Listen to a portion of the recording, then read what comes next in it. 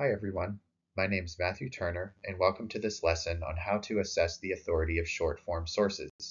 Researchers sometimes call these sources snackable, given how small they are, typically under 1 minute in length, and how engaging they are to consume.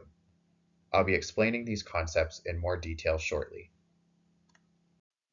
Okay, let's look at this lesson's content so you know what to expect from today's class.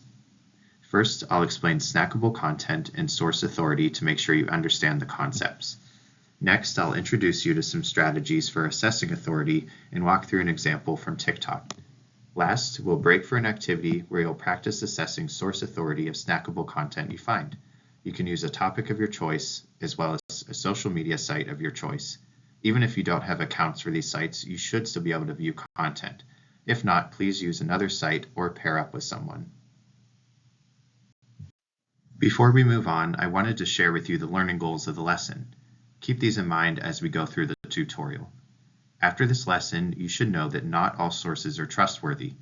You'll be able to assess source authority of snackable content in order to gather reliable information. All right, let's go. Let's go ahead and talk about our first main concept, which I've already briefly touched on. What exactly is snackable content?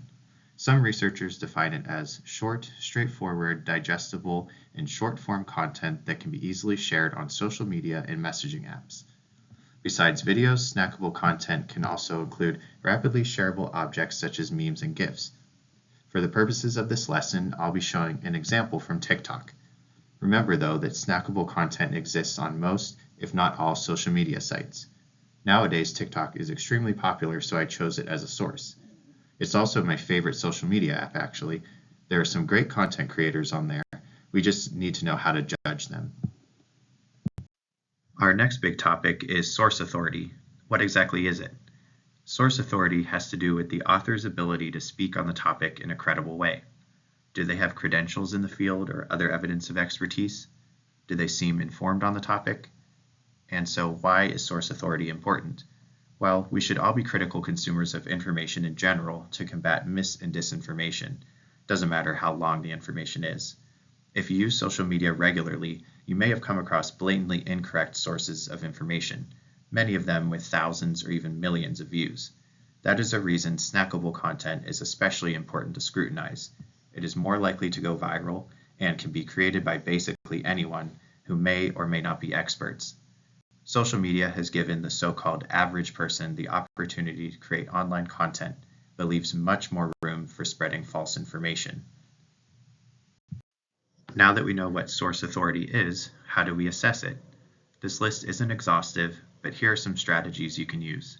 If the source contains other links, you can explore those, looking for social media, professional sites, news articles, and publications, just to name a few.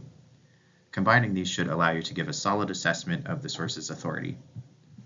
In a real-life scenario, you may be tempted to share content without fully investigating the creator, which I'm guilty of as well. I hope that this lesson will prompt you to use some of these strategies next time you have that instinct to share. All right, any questions so far? If not, we'll now move to an example. I'll show you how I would go about assessing a content creator's authority. For my example, I chose the topic of medieval art.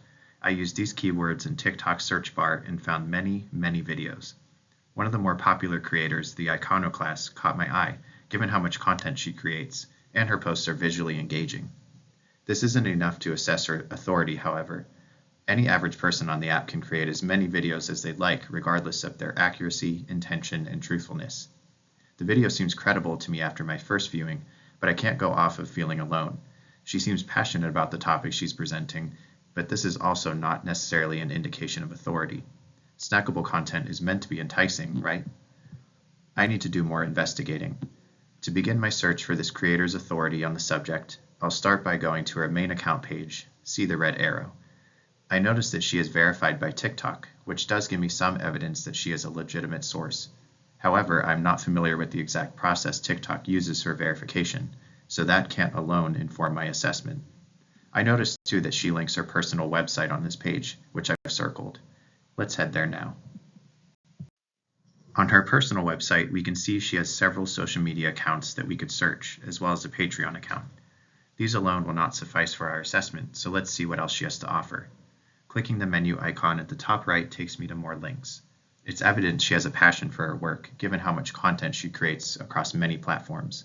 If I had more time, I could look at her YouTube page, for example, and perhaps find more information about the creator herself. But let's navigate to the news and press link. This could definitely be promising. As you can see, assessing sources can lead us down many paths. Be mindful of your time and mental energy while searching. Gathering information is an ongoing process that can be nearly endless. And look at that, she has been interviewed by several reputable news outlets and is presented at relevant conferences.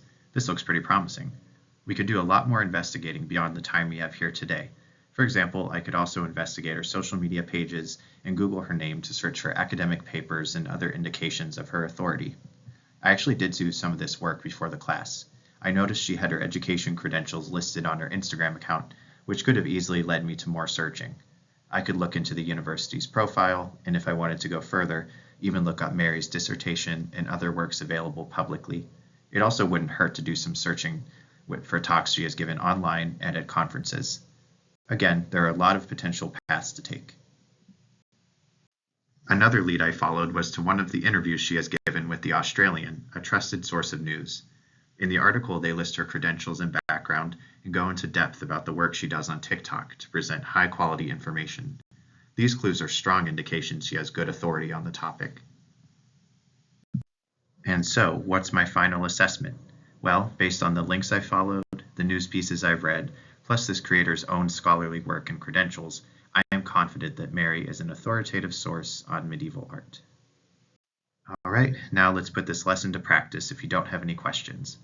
Please take out your computers or mobile devices. If you don't have those, you can pair up with someone. I've shared a Google Doc called Snackable Graphic Organizer with you all. Please go ahead and navigate to it now. Like I said, I've shared a Google Doc containing a table with you all. You'll be doing a topic search of your choice using your favorite social media site. Find a video, preferably under 1 minute, that looks interesting to you, and investigate the creator. Fill out the columns, which I'll show you on the next slide, and then I'll ask for volunteers to share their process. You will have 15 minutes. Let me know if you have any questions at any point. Here's my example listed in the table for your reference. Please fill in the following information: your name, the topic and social media site you chose, the name of the creator, which strategies you used, such as links you followed, and any other searches you conducted. And finally, your assessment on the source's authority. Let's begin. Great job, everyone. I hope you can leave this lesson knowing that not all sources of information are trustworthy. Whenever you're snacking on content, please utilize the strategies you practiced today to be the best consumer of information as you can be. Does anyone have any remaining questions? If not, I thank you for your time. Feel free to email me at any point if you have questions down the line. Happy researching.